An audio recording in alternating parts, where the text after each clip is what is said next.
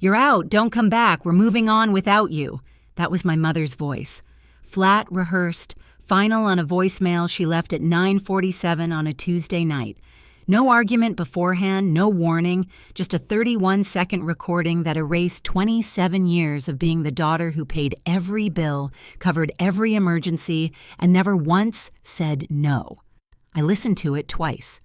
Then I texted back one word, okay? What my family didn't know was that okay wasn't surrender. It was authorization, my own to myself, to stop being their safety net. Within 72 hours, the family trust was frozen. The house deal was dead, and their lawyer was leaving messages I had no intention of returning. 46 missed calls by morning and a text from their attorney that said, "We have a serious problem." I laughed out loud and I replied, "Before I go on, if this story speaks to you, take a second to hit like and subscribe and drop your location and local time in the comments. I'd love to know where you're listening from. My name is Vivian, I'm 27. Now let me take you back to that Tuesday evening in October. The night of voicemail changed everything. I was sitting cross-legged on my bed in a studio apartment in Philadelphia, laptop balanced on a pillow, finishing a risk assessment report for a client whose portfolio had more red flags than a parade. That was my job, spotting danger before it arrived. Ironic, I know. My phone buzzed on the nightstand. One missed call from Mom, then the voicemail notification. I almost didn't play it.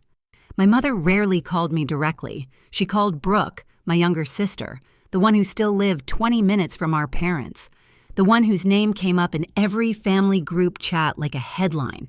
When Mom needed something from me, she usually texted 3 words max, "Call me back," or "Send money, please." But a voicemail felt different, personal almost. So I pressed play. Her voice came through the speaker flat and clear, like she'd practiced the words in front of a mirror. "Vivian, this is your mother. I want you to know that we've made a decision as a family. You are no longer welcome here. Don't come back. Don't make this harder than it needs to be. We're moving on without you." 31 seconds. I timed it on the playback bar. I played it again, thinking I'd missed a reason, a because or a since or even an after what you did. But there was nothing, just the verdict. No trial.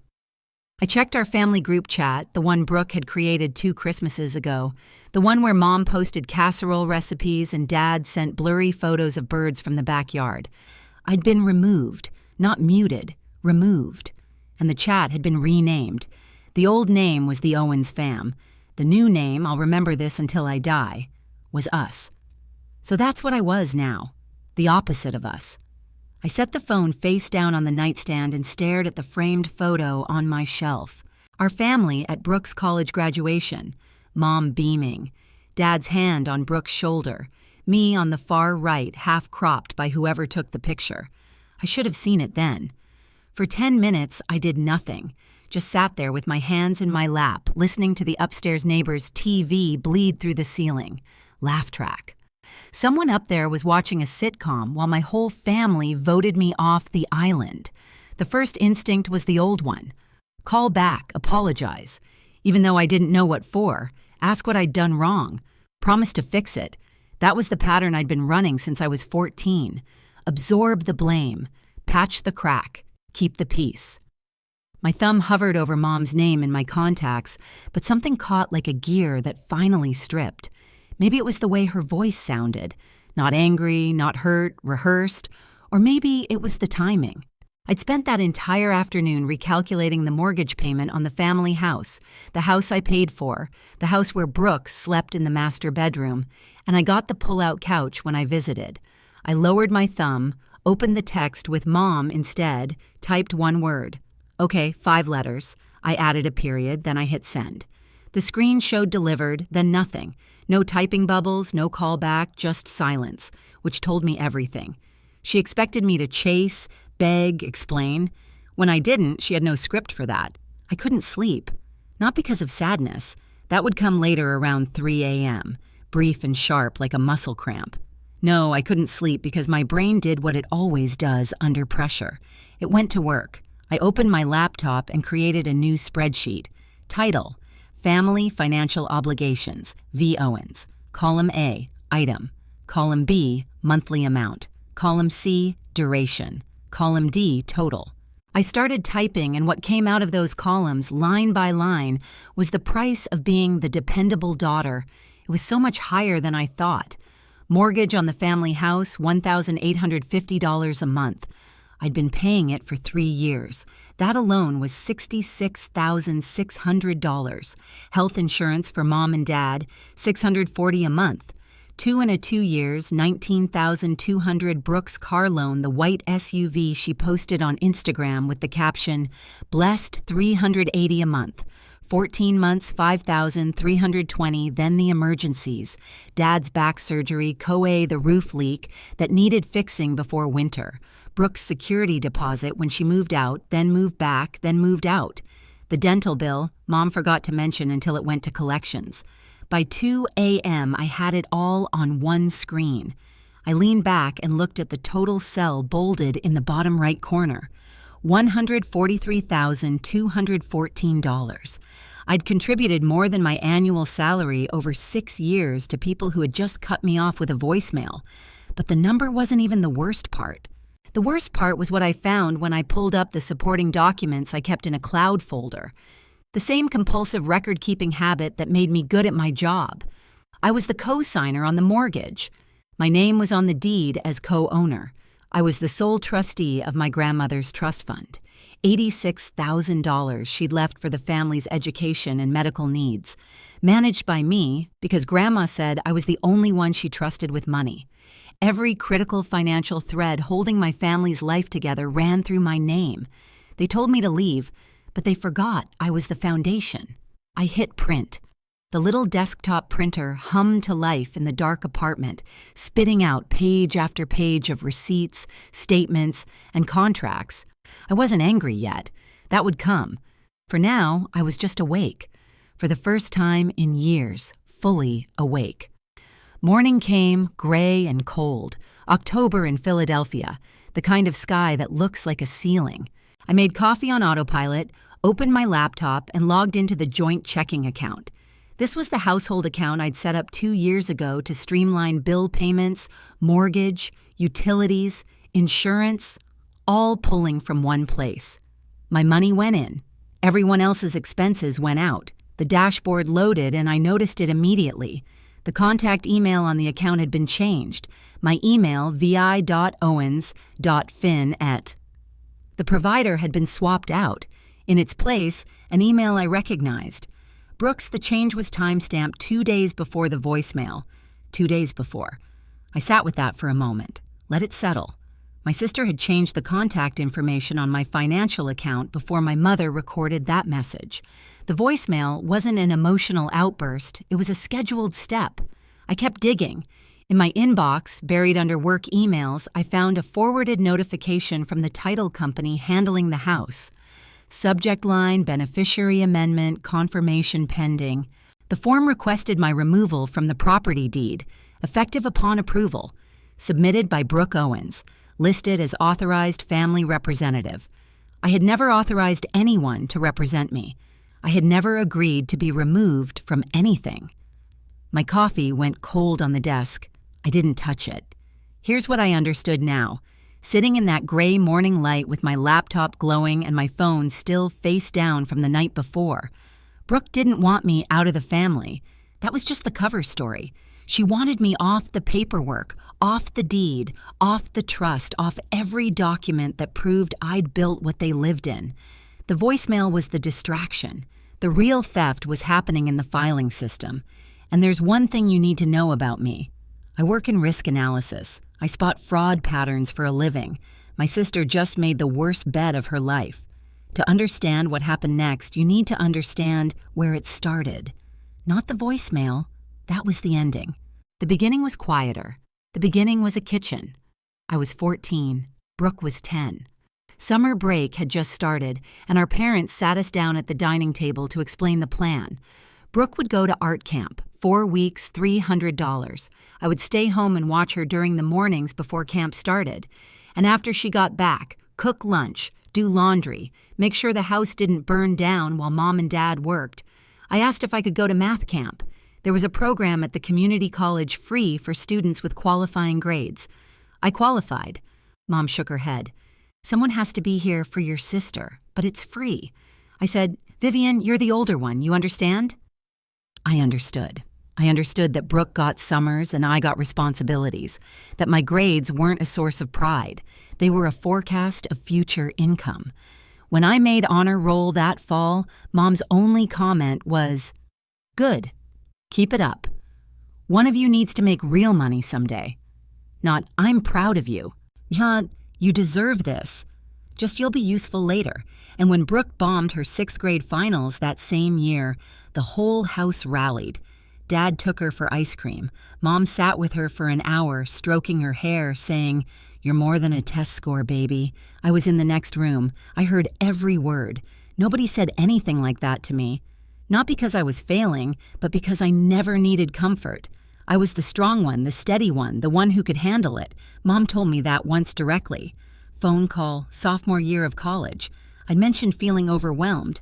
She said, "You're the strong one, Vivian. Brooke needs me more." 7 words. I carried them like a brick in my chest for a decade. My first real paycheck arrived on a Friday in June, the summer after I graduated. 21 years old, student loans already accruing interest, starting salary at a mid-size consulting firm that expected 60-hour weeks. I felt proud for about 4 hours. Mom called that evening. Dad had thrown out his back at work. Not workers' compel eligible because he was technically a subcontractor. Hospital bill $2,000. Could I help? I sent it that night. Didn't hesitate. 3 weeks later, Brooke needed a security deposit for her first apartment, $1,200. She was 17, about to turn 18, heading to cosmetology school. I asked Mom carefully, "Does Brooke have any savings?" The silence on the other end was a weapon. "Then she's your baby sister, Vivian. She's starting out. How can you even ask that?" I sent the $1,200. My own student debt, $38,000, sat untouched. No one asked about it, no one offered. It wasn't even a topic. The assumption was simple. Vivian's fine. Vivian handles things. Vivian doesn't need help because Vivian never asks for it. That first year out of school, I sent home close to $14,000. Not in a lump sum, in cuts. A few hundred here, 1,000 there. Always urgent. Always. Just this once. Just this once became every month. They never said thank you. I don't mean they forgot once. I mean the words were never spoken. Not in text, not on the phone, not at Thanksgiving when I flew home on a budget airline and ate dinner at the table I'd financially rebuilt. My birthday that year, Mom forgot. She posted a throwback photo of Brooke on Facebook that same week. Brooke's birthday 2 months later, party at the house. I was asked to order the cake and pay for it. The last month of that year, I ate ramen for 9 days straight because my checking account was empty. I didn't tell anyone because if I had, Mom would have said I was being dramatic, and I believed her. That's the part that hurts the most. 3 years before the voicemail, Mom called with what she described as a family opportunity. She and Dad wanted to buy a house, a 3-bedroom outside the city, quieter neighborhood, better schools nearby for whenever grandkids come. She said it like a dream they'd earned. The reality was simpler. Their credit was destroyed. Dad's medical debt, a missed car payment from years ago, a collections notice Mom had ignored until it went to a judgment. No lender would touch them. So Mom asked me, "Just co-sign, Vivian. Your credit is perfect. The house will be in my name, but you'll be on the loan and the deed. It's the family home. Someday it belongs to both of you girls." I said yes. I didn't hire a lawyer. I didn't ask for a written agreement beyond the mortgage paperwork itself. Because the voice in my head, the one Mom had installed, said, "Family doesn't need contracts. If you ask for one, you don't trust us. And if you don't trust us, you're not family." So I signed co-signer on the mortgage, co-owner on the deed, though Mom was listed as the primary owner. And from that month forward, the $1,850 payment came out of my account like clockwork. Brooke moved in immediately, took the largest bedroom, decorated it, posted photos. Home sweet home. When I visited, which wasn't often because I was working overtime to cover the payments, I slept on the pull-out sofa in the den. I paid for a house where I slept on a couch. About 6 months before the voicemail, I overheard something during a family call. Mom's voice in the background talking to Brooke. She didn't know I was still on the line. She said, "Once we refinance, we can pull some equity out. Don't worry about Vivian. I'll handle her. Handle me like a line item, like a problem." I didn't say anything. I told myself I'd misheard, but my hands were shaking when I put the phone down and the spreadsheet I'd been working on blurred in front of me. My grandmother, Mom's mother, died 4 years ago. Lung cancer, fast and cruel. She went from diagnosis to funeral in 11 weeks. But Grandma was sharp until the very end. 2 months before she passed, she updated her trust. $86,000 set aside for the family's education and medical expenses. And she named one trustee to manage it, me. Not Mom, not Brooke, me. I remember the lawyer reading it out and Mom's face going still. She didn't argue. Not then, not in front of the attorney. But later in the car, she said, "Your grandmother didn't understand how things work, that money should be managed by the family together. I am the family mom." She didn't answer. The trust sat quietly for 3 years. Then Brooke came calling. She wanted $15,000 for a business venture, an online resale shop she'd seen someone run on social media. No business plan, no projections, just vibes and a link to a wholesaler. I said no. Not to hurt her because the trust terms were specific. Education, medical, not startup capital for an idea with no structure. Brooke cried. Of course she did. She called Mom. Mom called me. Your grandmother would have wanted to help Brooke. You're being controlling. I'm following the trust document. Mom, that's literally my legal job. Brooke didn't speak to me for 2 months after that. And during those 2 months, I found out from a cousin that Brooke had been telling the extended family I was hoarding Grandma's money and probably spending it on herself. I never corrected the record. I was too tired of fighting ghosts. But here's the part that mattered. The part I didn't realize would become a weapon. 2 months before the voicemail, Brooke called me. Said she wanted to clear the air. Her voice was warm, almost sweet. Sisterly in a way she hadn't been in years.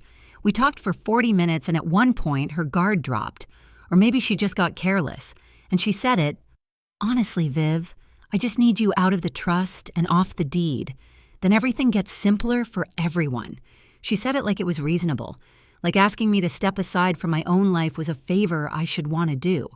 What she didn't know, what she couldn't have known, was that I'd been recording the call. Not to trap her. I record important calls as a professional habit. My app flags any call over 10 minutes with a family contact and auto records with a disclosure tone at the start. Brooke either didn't hear it or didn't care.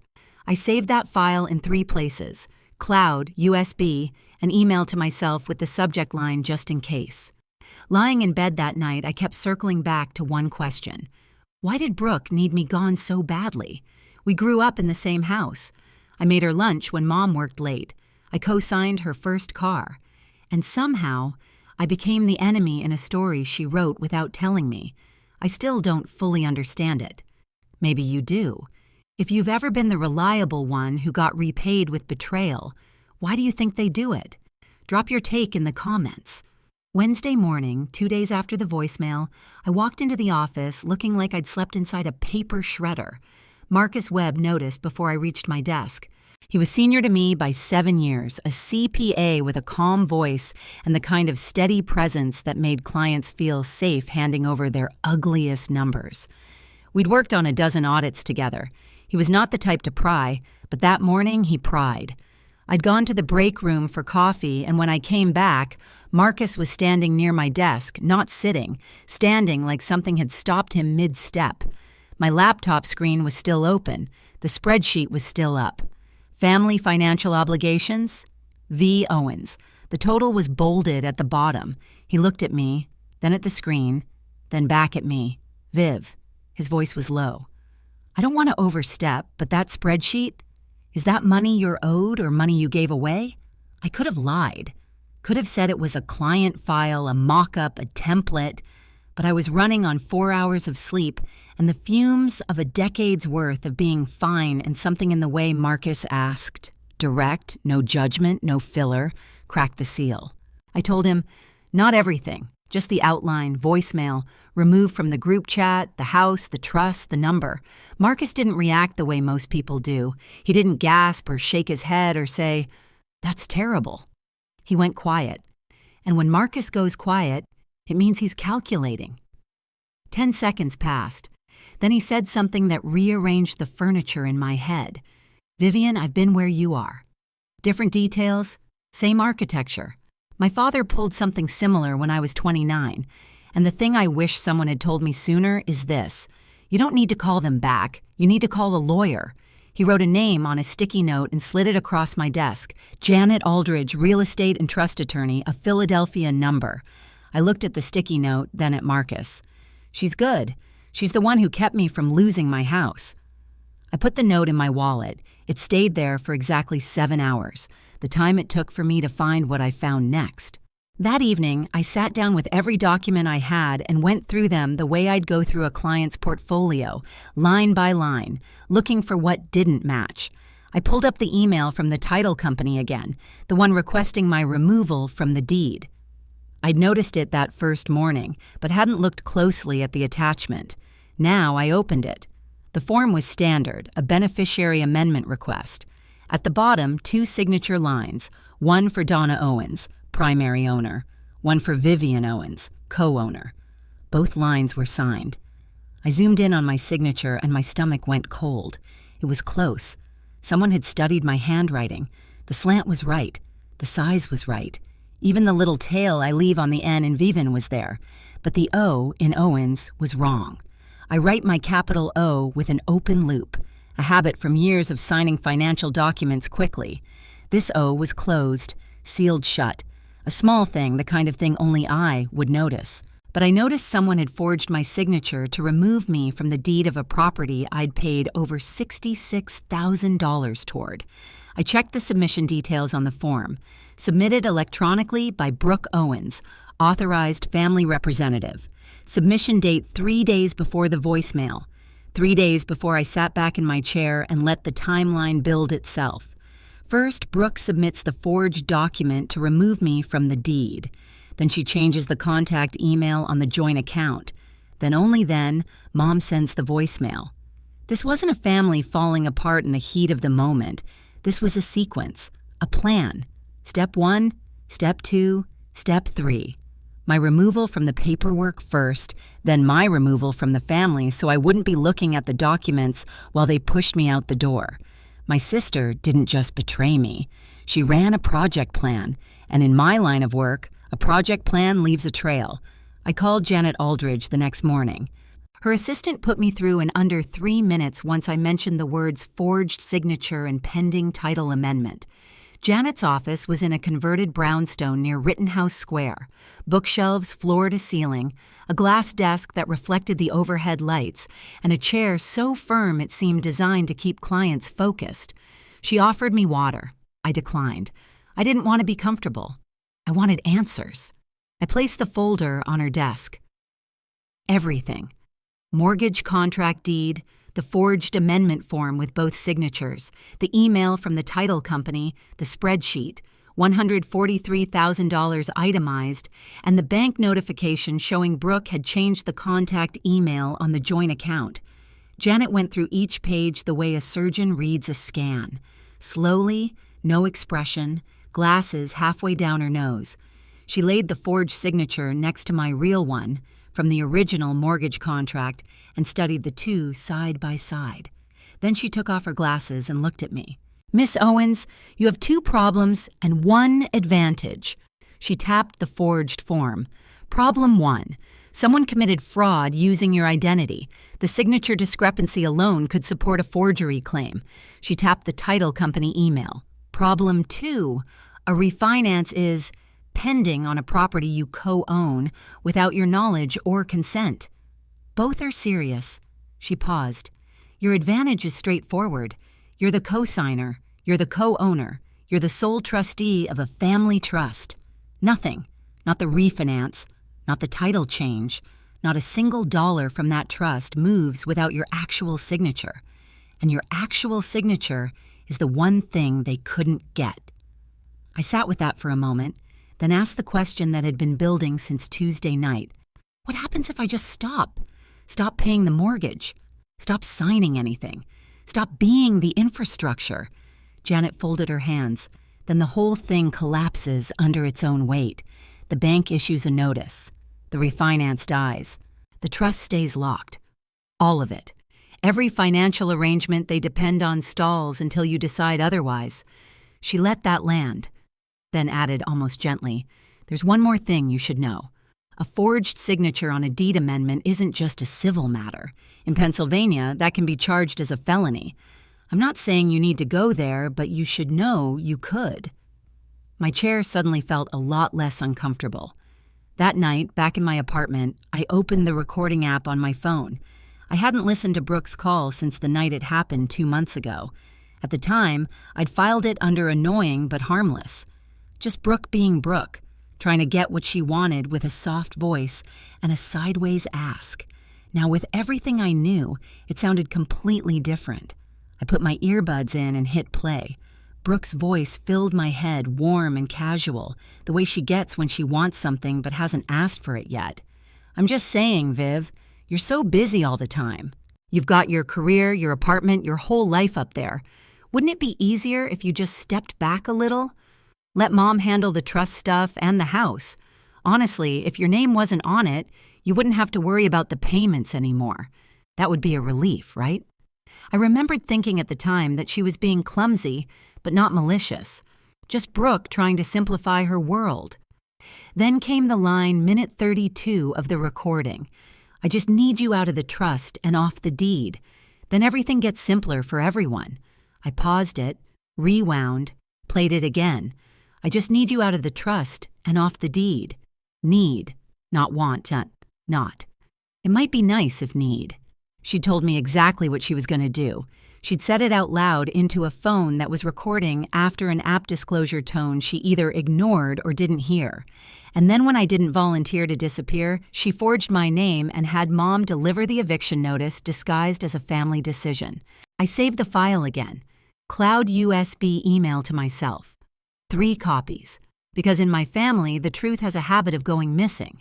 I didn't know yet when I'd use it or how, but I knew this. That recording was the one card Brooke didn't know I held, and I was going to wait for exactly the right table to play it on. Friday afternoon, Janet's office. I sat across from her with a legal pad I'd filled on both sides. She had a matching one. "Let's walk through this," she said. "Step by step, what you can do, what's within your rights, and what the consequences will be for them and for you. Step 1. Notify the bank that the deed amendment form was submitted with a forged signature. Janet would send a formal letter with supporting evidence, my real signature from the original mortgage versus the fake on the amendment. The bank would be legally required to freeze the refinance transaction pending investigation. Step 2. As sole trustee of Grandma's Trust, I had full authority to freeze all distributions.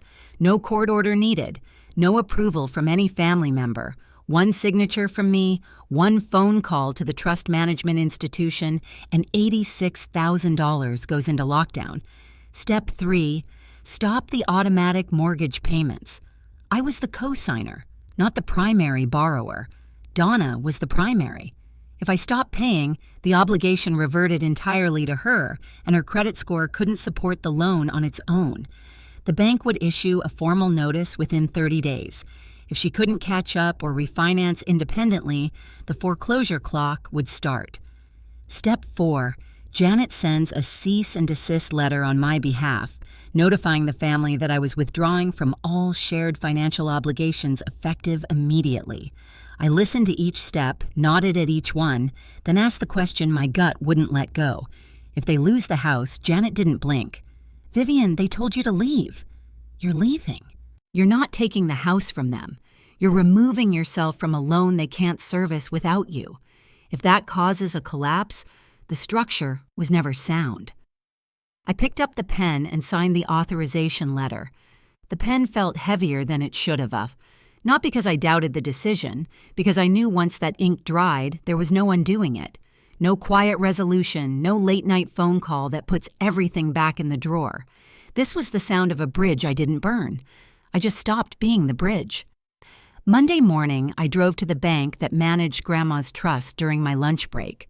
The branch was quiet, a few customers at the teller windows, soft music I couldn't name, the hum of fluorescent lights. I sat down with a trust officer named Dan, a pleasant man with a blue tie and a pen. He clicked nervously when he talked. I presented my trustee documentation, photo ID, the original trust instrument, a letter from Janet confirming my legal standing. Dan reviewed it all, clicking his pen exactly 14 times. Then he looked up. "Miss Owens, you are the sole trustee on this account. No other signatories, no co-trustees, no secondary beneficiaries with withdrawal authority. Click. What would you like to do? I'd like to place a full freeze on all distributions from this trust effective immediately. No withdrawals, no transfers, no disbursements, until I authorize them in writing." He blinked. "Any particular reason?" "I have concerns about potential unauthorized access. I'd like to conduct a review of all activity before allowing any further movement." That was language he understood. He typed for 2 minutes, printed a form, slid it across the desk. I signed it, $86,000 locked. Dan said, "You'll receive a confirmation email within the hour. No one else will be able to access these funds without your written authorization and a notarized release. Thank you, Dan." I walked out into the October sun. The air was sharp, leaves were turning. I stood on the sidewalk for a moment and felt something I didn't expect. Not triumph, not satisfaction, lightness, like setting down a suitcase I hadn't realized I'd been carrying through every doorway for 4 years. This was step 1. The trust was secure. Grandma's money was safe. But the real earthquake was still coming, because when Brooke tried to access that account, and she would try, I was sure of it, she'd hit a wall she couldn't charm, cry, or forge her way through, and that wall would have my name on it. Tuesday, Janet's paralegal sent 3 emails before noon. The first went to the mortgage lender, a formal notice of signature fraud on the deed amendment form, accompanied by a side-by-side comparison of my real signature and the forged one, plus my sworn affidavit confirming I had never authorized the change. Janet's letter requested an immediate hold on all pending transactions related to the property until the bank completed its internal review.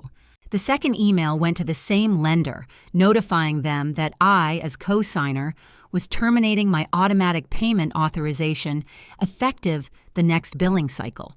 The letter cited my legal right to cease voluntary payments on a loan where the primary borrower, Donna Owens, had initiated unauthorized modifications without my consent. The third email went directly to the Owens family care of whatever email address Donna had on file as a formal cease and desist. It stated in clean legal language that Vivian Owens was withdrawing from all shared financial obligations, that no further payments would be made on the mortgage, insurance, or any other joint expense, and that all future communications should be directed to Janet Aldridge, attorney at law. 3 emails, 12 attachments between them, 3 clicks of the send button. By 4 p.m. that afternoon, the mortgage lender had responded. The refinance transaction was frozen, pending a fraud investigation. The deed amendment was flagged. No changes to the property title would be processed until further notice. I sat in my car in the parking garage after work. Engine off, hands on the wheel. They were shaking, not from fear, from the strange vertigo of doing something irreversible. In 48 to 72 hours, those letters would land. Mom would find out the mortgage payment didn't come, the refinance was dead, the trust was locked, the insurance cancellation notice would arrive within 30 days.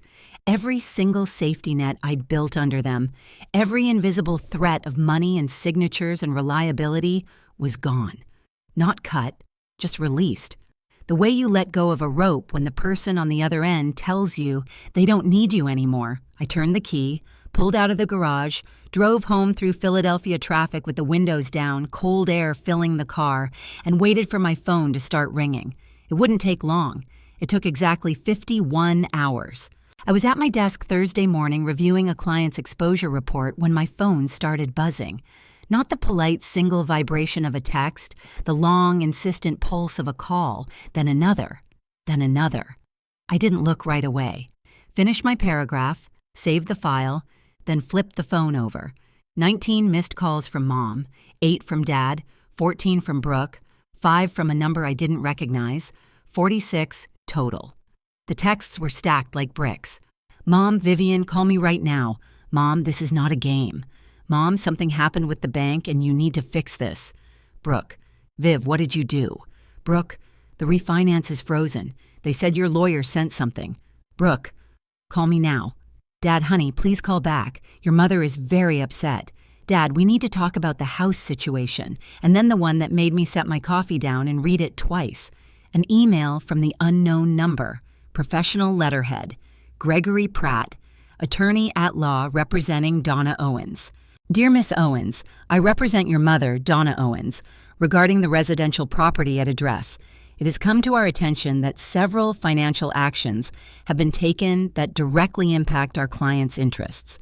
We would like to arrange an immediate conversation to discuss resolution. Please respond at your earliest convenience. And at the bottom, almost an afterthought, we have a serious problem. I read it one more time. Then I leaned back in my chair and I laughed. Not a bitter laugh, not a villain laugh, just the startled, involuntary sound of a woman who'd spent 6 years answering every phone call on the first ring and who had just watched 46 calls go to voicemail. 46. That number keeps playing in my head because I remember thinking that's roughly one for every $3,000 I gave them. Funny how fast we're moving on without you becomes call us back immediately. I picked up my phone, opened the email from Gregory Pratt, and forwarded it to Janet. Then typed one line in the body of the forward. Let's schedule the meeting. Brooke didn't wait for the meeting. She never was patient. The texts started rolling in Thursday afternoon, one after another, spaced just far enough apart to suggest she was pacing while typing. Viv, I don't know what you told the bank, but you need to undo this. Mom is spiraling. Then 12 minutes later, this isn't about you and me, okay? This is about the family. You're putting Mom and Dad in a really dangerous spot right now. 20 minutes after that, I never wanted any of this to go this far. You know that. We were just upset. People say things when they're upset. And the closer, the one she must have thought was her ace. You're being really, really selfish right now, Vivian. Like unbelievably selfish. I sat at my kitchen counter and read each message carefully. Not because I needed to understand them. I understood them perfectly.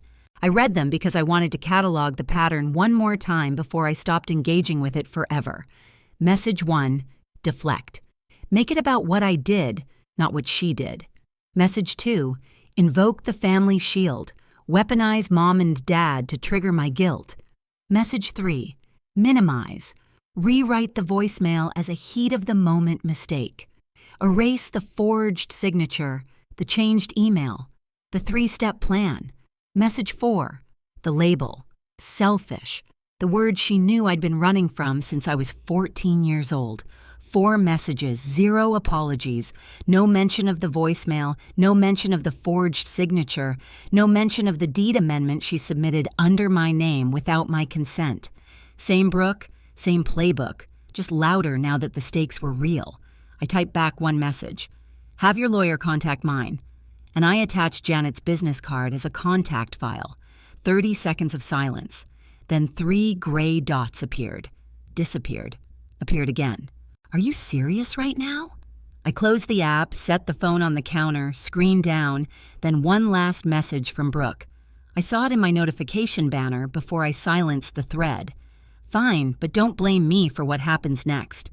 I almost smiled because that sentence, don't blame me for what happens next, was the most honest thing Brooke had said in years.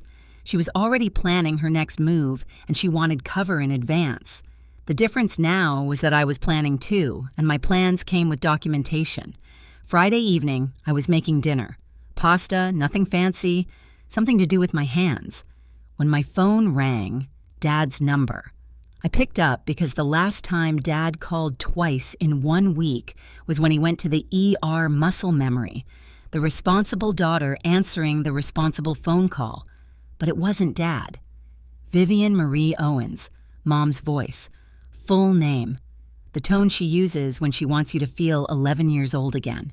I don't know what has gotten into you, but you are destroying this family. Your father hasn't slept in 3 days. The bank sent a letter about the mortgage. The insurance company says our coverage is ending.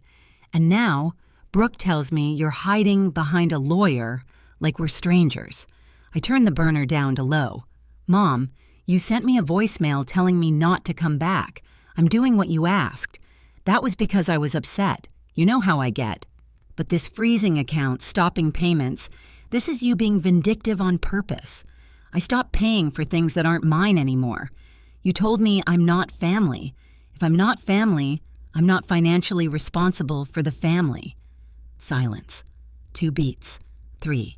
Then after everything I sacrificed for you, after all the years I poured into raising you, this is how you repay me. There it was, the script, the same guilt trip that had kept me writing checks for 6 years. I sacrifice. You owe the eternal family ledger where my side was always in the red. Mom, I'm not repaying anything. I'm done paying. There's a difference. Her breath went sharp. You will regret this, Vivian. I'm telling you, you will look back on this moment and be ashamed. Maybe. But if I'm ashamed, it'll be for my own reasons, not because you told me to be. I hung up, set the phone down next to the stove. My hands were trembling. The pasta water was boiling over, hissing on the burner. I wasn't crying. Or if I was, it wasn't from guilt. It was from the kind of grief that comes when you realize the person you keep hoping your mother will become doesn't exist. Never did. And no amount of mortgage payments was ever going to build her. I turned the burner off. I wasn't hungry anymore. But I noticed something standing in that quiet kitchen with the steam curling around me. Donna hadn't mentioned the forged signature. Not once. Either she didn't know what Brooke had done, or she knew and decided it didn't matter. I wasn't sure which was worse. Saturday morning, my phone became a bulletin board of people I hadn't spoken to in months. Aunt Helen, Mom's younger sister, texted first. Honey, your mother is beside herself. Whatever this disagreement is, can't you just talk it out? She says you're trying to take the house. Then Uncle Robert, Dad's side, heard some things through the grapevine. You know, family comes first, right? Don't let money ruin what matters. Then a cousin I'd met exactly twice. Hey, Vivian. Not sure what's going on, but Brooke seems really hurt. Just wanted to say you should probably call your mom. One after another all morning, all with the same invisible fingerprints. I opened Facebook. I hadn't posted anything in weeks, but I had a feeling. And there it was, Brooke's latest status update posted at 11 p.m. the night before. When your own blood turns their back on you over money, family should never be about transactions. Some people only care about control. Praying for healing, 47 likes, 22 comments, hearts and prayer hands, and stay strong, babe, from people who had no idea what had actually happened. One comment from Aunt Helen. We love you, sweetie. The truth always comes out. Yes, I thought it does. My chest tightened. The old reflex fired. The need to explain, to correct, to post my own side, to line up the receipts and show everyone the spreadsheet and the forged signature and the voicemail. I typed 3 different responses, deleted all 3. Then I remembered what Marcus had told me over coffee 2 days earlier, when I'd admitted I was terrified of being the villain in Brooke's narrative. Don't fight the narrative on their turf, he'd said, stirring his coffee without looking up. Bring the truth to the right room. The right room, not Facebook, not a group chat, not a phone call where mom can hang up when the facts get uncomfortable. A room with a table, with lawyers, with documents, where crying doesn't override evidence, and I'm the victim has to compete with timestamps. I closed Facebook, opened my email, wrote to Janet. I think it's time for the meeting. All of them face to face with everything we have. Janet replied in 11 minutes. Agreed. I'll coordinate with Pratt. Friday. My office 5 days. 5 days until every story Brooke had ever told would have to survive a conference table. I set my phone on the kitchen counter and poured myself a second coffee. My hands were steady. Monday afternoon, Janet called me from her office on speakerphone so I could listen. She'd reached Gregory Pratt. The conversation was polite the way a chess game is polite. Controlled moves, measured language, nothing wasted. Mr. Pratt, I represent Vivian Owens. As you know, my client is co-signer on the mortgage and co-owner on the deed for the property your client occupies. She's also the sole trustee of the Margaret Owens Family Trust. I'm aware of the financial arrangements, Gregory said. His voice was careful, lawyerly. Then you should also be aware that a deed amendment form was submitted to the title company bearing my client's signature, a signature my client did not provide. A side-by-side analysis shows clear discrepancies. The bank's fraud department has flagged the document and frozen the pending refinance. Silence. I counted 1, 2, 3, 4, 5, 6, 7, 8 seconds of dead air from a man who bills $400 an hour. Are you saying, Gregory said slowly, that my client submitted a forged document? I'm saying a document bearing a signature my client did not execute was submitted under her name. The title company and lender have both been notified. The bank's investigation is proceeding independently of our office. More silence, then Gregory's voice noticeably tighter. I'll need to confer with my clients about this. I'd recommend doing that soon, Mr. Pratt, before the bank's fraud division does it for you. The call ended with a date confirmation for Friday. Janet hung up and turned to me. His pause told me everything. He didn't know about the forged signature. She folded her hands on the desk. That means either your mother didn't tell her own lawyer or your mother didn't know. If Donna didn't know, then Brooke did this on her own and didn't tell anyone. She told one person. I said, me, on a recorded call.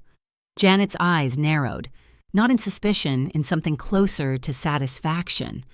Friday's going to be very interesting. Wednesday evening, I was cleaning up after dinner, dish in the sink, water running, when my phone rang. Dad. Actually, Dad this time. Vivin. His voice was the quietest I'd ever heard it. Not angry, not the rehearsed authority he sometimes borrowed from Mom, just tired. The kind of tired that lives in the bones. Hi, Dad. The lawyer.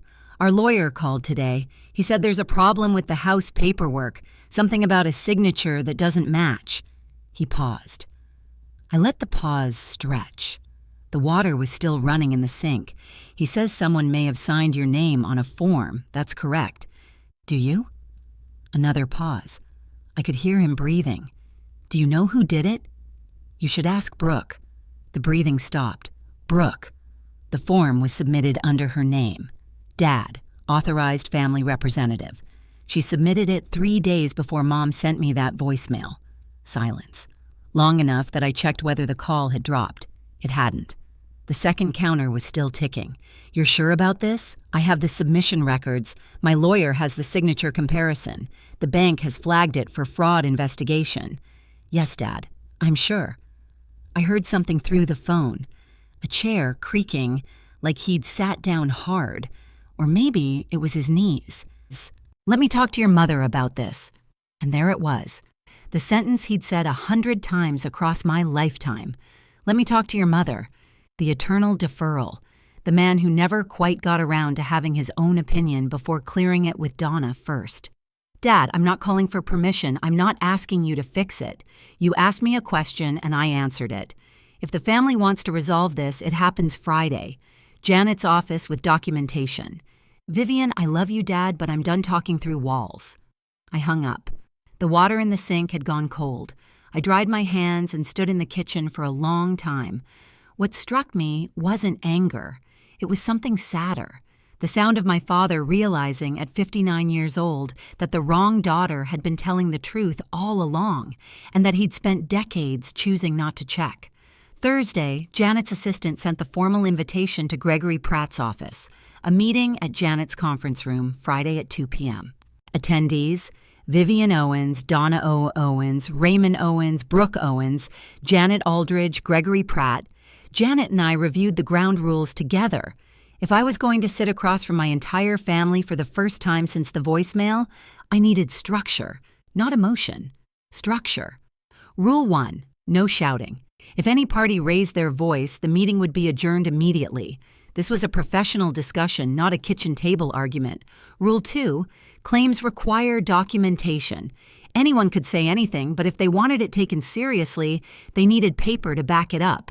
Rule 3, I would present first uninterrupted my case, my timeline, my evidence, Questions after. Gregory agreed to all 3 terms within the hour. He didn't push back on a single one, which told me something important. His clients needed me more than I needed them. They needed my signature, my payments, my cooperation. Without those, they were staring down a frozen refinance, a lapsed insurance policy, a locked trust fund, and a mortgage they couldn't carry alone. I prepared my folder the way I prepare a client portfolio. Organized, labeled, devastating. Tab 1. The spreadsheet. $143,000. Tab 2. The forged signature side by side with the original. Tab 3. The email trail showing Brooks' unauthorized changes to the joint account. Tab 4. The timeline. Deed amendment, email change, voicemail, group chat removal, all dated, all documented and tucked inside the back cover in a small envelope. A USB drive with the recording. I hadn't decided whether to play it. That would depend on what happened in the room, on whether Brooke would tell the truth or whether she'd do what she always did. Marcus texted that evening. Ready for tomorrow? I typed back, folders packed, hands are steady. He replied, You don't owe them an explanation. They owe you one. Go get it. I set my alarm for 6 a.m., laid out my clothes, drank chamomile tea, which I hate because someone once told me it helps with nerves. It didn't, but the folder on my nightstand did. Friday, 2 p.m., Janet Aldridge's conference room on the 3rd floor of the brownstone. Glass walls, a long walnut table, 6 leather chairs, and a water pitcher no one would touch. I arrived 10 minutes early, set my folder on the table, aligned the edges. Janet sat to my left, laptop open, notepad ready. Neither of us spoke. The room smelled like printer toner and the faint lemon of whatever the cleaning crew used. At 1:58, the door opened. Mom came in first, navy blouse, chin high, purse clutched against her ribs like a shield. She looked at me for exactly 1 second, not at my face, but at my folder, then sat in the far chair without a word. Dad followed. Gray polo, hands in his pockets. He glanced at me and something crossed his face. Not quite guilt, not quite shame, something in between that didn't have a name. He sat next to Mom and folded his hands on the table, then Brooke. She walked in last, which was deliberate. She wore a soft pink cardigan over a white shirt. Her eyes were red-rimmed, recently rubbed, maybe actually tearary. Maybe not. Her lower lip was doing the slight quiver she'd been perfecting since elementary school. She pulled her chair close to Mom's and reached for Mom's hand under the table. The performance was flawless. If you didn't know the script, you'd think she was the victim in this room.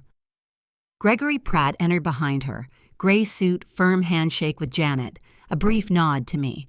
He sat at the end of the table, equidistant from both sides, which was technically neutral and practically useless.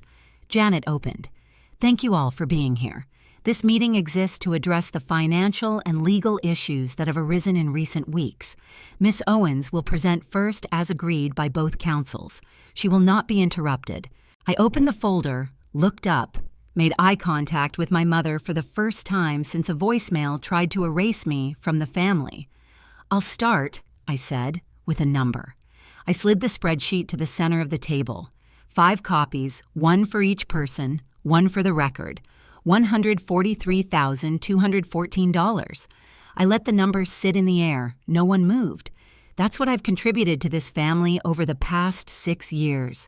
Mortgage payments on this property, $66,600.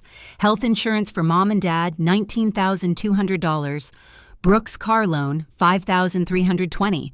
Emergency expenses, surgeries, roof repairs, security deposits, dental bills, the rest. Every payment is documented. Dates, amounts, account records, it's all on this sheet. Mom's eyes moved down the page. I watched her scan each line the way you watch someone read a medical report they weren't expecting. This is what I gave, I said. Not as a loan, not under contract, just because I was asked and because I believed that's what family meant. Mom opened her mouth.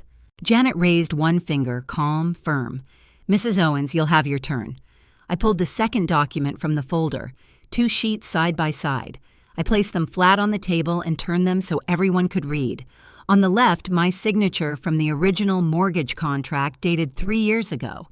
On the right, a signature submitted on a deed amendment form requesting my removal from the property title.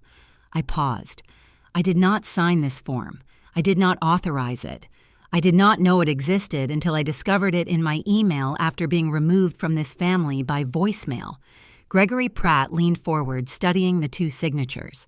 His jaw tightened. The form was submitted electronically, I continued, by Brooke Owens, listed as authorized family representative. 3 days before the voicemail, the room shifted. Not a sound, more like a barometric change. Dad's hand moved to his forehead. Gregory sat back in his chair slowly. Brooke's grip on Mom's hand tightened. And Mom. Mom looked at the signatures, then at me. Then for the first time since she walked into this room at Brooke. What is this? She said someone forged my signature. I said to steal my share of a house I paid for. I didn't say who. I didn't have to. Every eye in the room had already turned. Brooke let go of Mom's hand. That's insane. I didn't forge anything. Her voice climbed. Vivian is doing what she always does. She's manipulating the situation. She's making herself the victim because she can't handle that way I didn't raise my voice. I didn't need to. Brooke, one word. Flat, quiet. It cut through her sentence like a blade through paper. Before you finish that thought, I want you to hear something. I reached into the back cover of the folder, pulled out the small envelope, and removed the USB drive. Janet's laptop was already connected to a speaker on the table. I plugged it in, found the file, and hovered the cursor over the play button. This is a recording of a phone call between you and me 2 months before the voicemail. The call was disclosed at the start. My app plays an audible notification tone.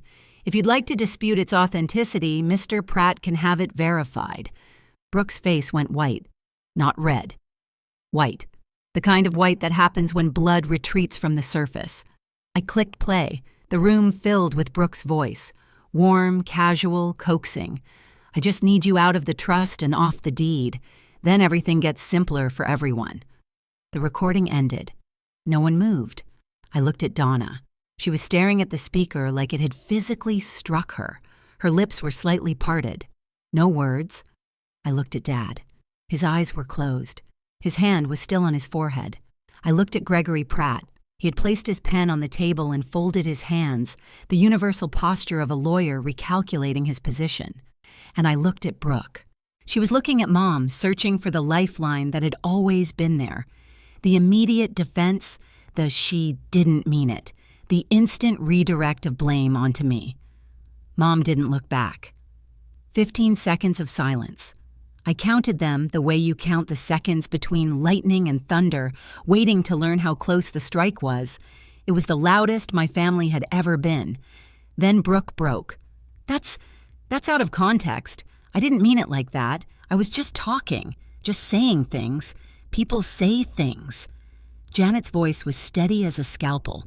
The recording is timestamped 2 months before a forged document bearing Miss Owens' signature was submitted to remove her from the deed. The context, I'd say, is remarkably clear. Brooke turned to Mom again. Her lip trembled. Real this time? Or maybe not. I couldn't tell anymore.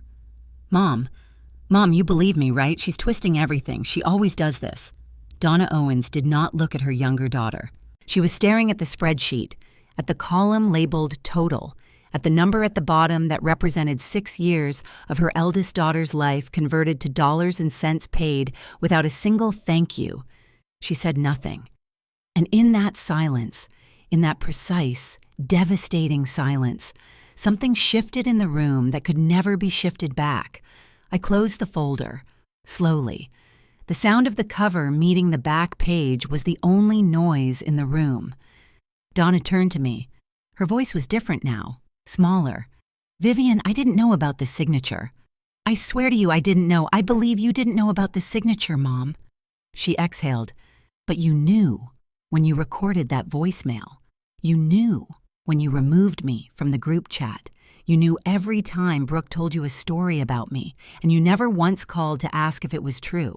You chose a version that was comfortable, and I paid the price for it. In dollars, in years, in every holiday where I sat at the far end of the table and told myself it was fine. Donna's chin dropped, not a nod, more like something inside her gave way by a fraction. I stood up. Here's what happens now. I kept my voice even, professional, the way I deliver a risk assessment to a client when the numbers are bad and there's no soft way to say it. The trust will be transferred to a professional management firm. I'm stepping down as trustee, but the terms Grandma set will be enforced. Education and medical only. No exceptions. I looked at the table. I'm withdrawing as co-signer on the mortgage. You have 60 days to find alternative financing or make a decision about the property. I will not make another payment. I looked at Gregory Pratt regarding the forged signature. I won't be filing a criminal complaint this time, but every document, every recording, every communication has been preserved and is held by my attorney. I looked at Brooke. She was staring at the table, cardigan pulled tight around her.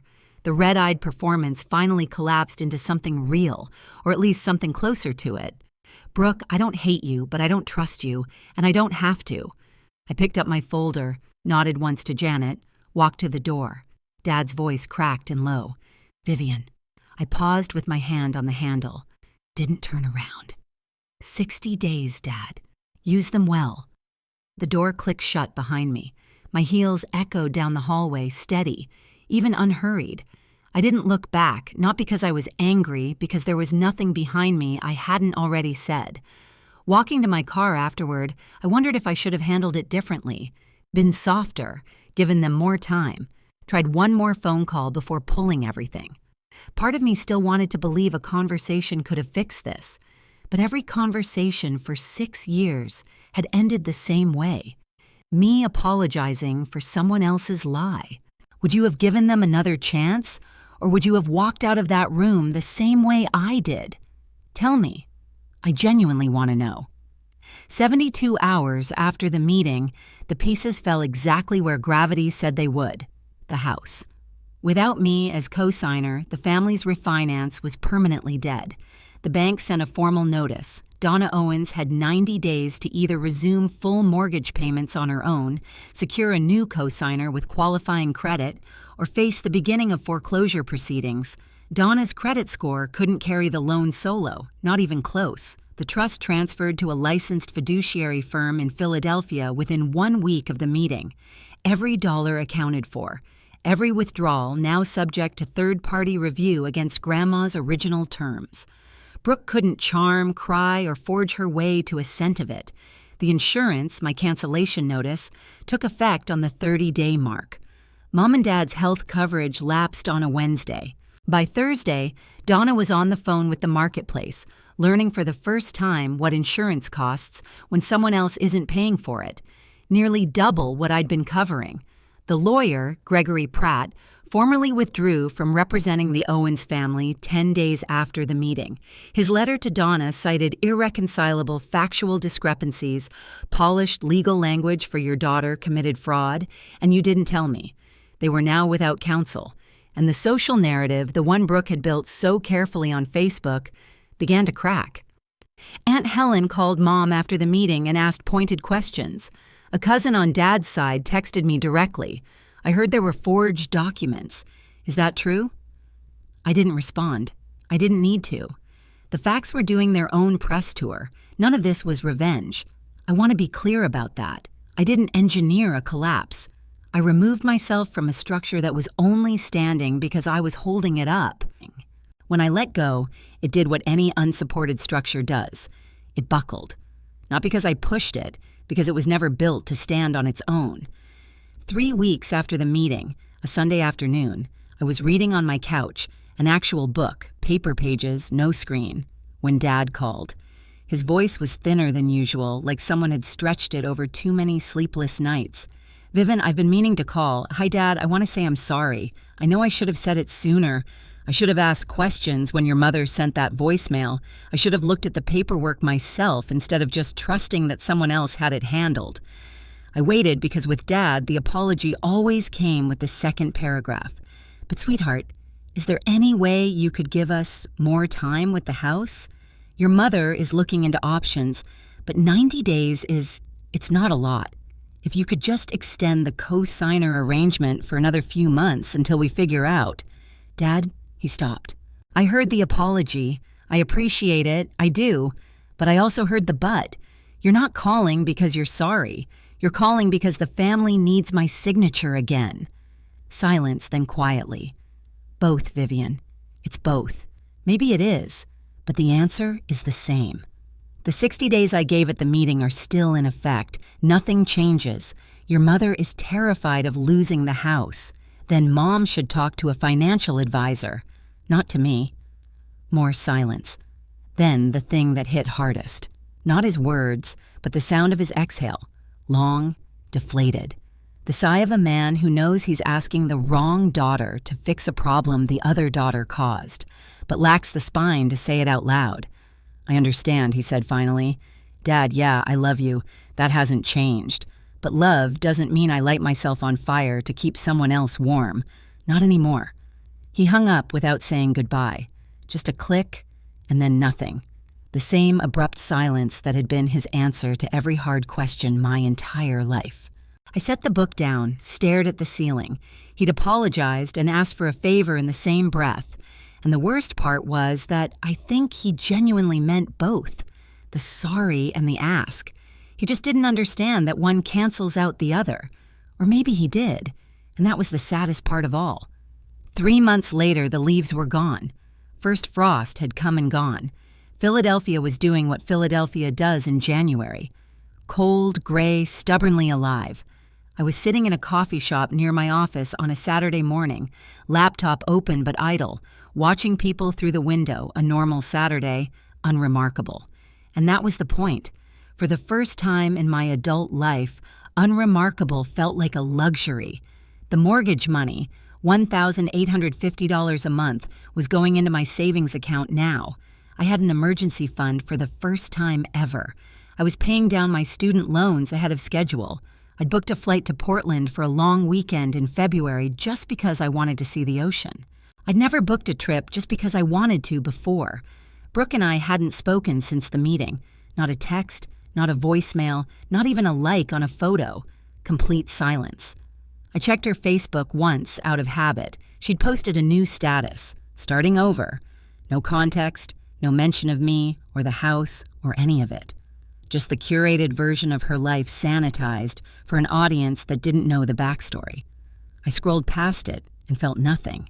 And that nothing, that clean, quiet emptiness where guilt used to live, was the closest thing to freedom I'd ever known. Mom called once about a month after the meeting. Her voice was different. Not warm exactly, but the sharp edges had been sanded down. She asked how I was. I said fine. She said okay.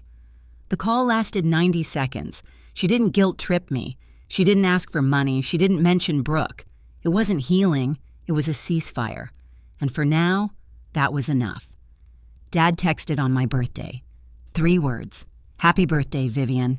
First time in years. No exclamation point, no emoji, just my name and an acknowledgement that I existed. It was the smallest possible gesture, but it was his. The house sold 6 weeks after the meeting.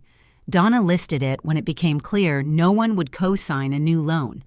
I signed the paperwork to release my name from the deed, the real paperwork, this time with my actual signature. I didn't take any proceeds from the sale. The deed listed Donna as primary owner and the equity was hers. I'd already calculated the loss, $66,000 in mortgage payments toward a house I never lived in. I wrote it off, not on my taxes, but in my head. A tuition payment for the most expensive lesson I ever learned. Marcus met me for coffee that afternoon. He slid into the seat across from me, took one look at my face and said, "How do you feel?" I thought about it. Really thought. "Lighter," I said, like I put down something I didn't realize I was carrying. He nodded. Didn't say anything else. He didn't need to. For the first time in 6 years, every dollar I earned was mine. Not mine to give away, not mine to sacrifice, not mine to use as proof that I deserved a seat at a table I was already paying for. Just mine, quietly, unremarkably, beautifully mine. I'm not telling you this story so you'll hate my family. I'm telling you because somewhere out there right now, someone is sitting with their phone in their hand, staring at a transfer confirmation for money they can't afford to send to someone who has never once said thank you. And they're telling themselves the same thing I told myself for 6 years. It's fine. They're family. This is what family does. Brooke isn't a monster. She's a person who learned very young that lying gets rewarded and crying unlocks doors. Nobody ever made her stop. Nobody ever showed her a consequence that stuck until the consequence wore my name and came with a lawyer. Mom isn't evil. She's a woman who built her identity around control, around being the center of a family that obeyed a script she wrote. When I stopped following the script, she didn't know how to respond with anything other than force. That voicemail wasn't cruelty. It was panic disguised as authority. Dad isn't a villain. He's a man who spent his whole life choosing silence over confrontation, and one day realized that silence has a price too. He's still learning that. I think he might get there. I hope he does. And me, I'm the woman who finally understood that the word family is not a blank check. That loving someone does not mean funding their life while they erase yours. That boundaries are not punishment. Boundaries are truth delivered without apology. I don't know what my family looks like a year from now. I don't know if there will be a Thanksgiving I attend or a phone call that feels like home. I don't need to know. For the first time, I'm not building my life around their answer. So I'll ask you this, and I genuinely want to know. If the people who were supposed to love you the most told you to leave, would you fight to stay? Or would you finally let them see what life looks like without you? Let me know in the comments. I read everyone. Thank you for staying with me through this whole story. If any part of it hit close to home, if you've ever been the one holding everything together while being told you weren't enough, I see you. Drop a comment and tell me your story. I read every single one. And if you haven't already, hit that subscribe button so you don't miss what's coming next. There's another story linked in the description about someone who was told they'd never make it on their own. They proved every single person wrong in the most satisfying way. I'll see you there.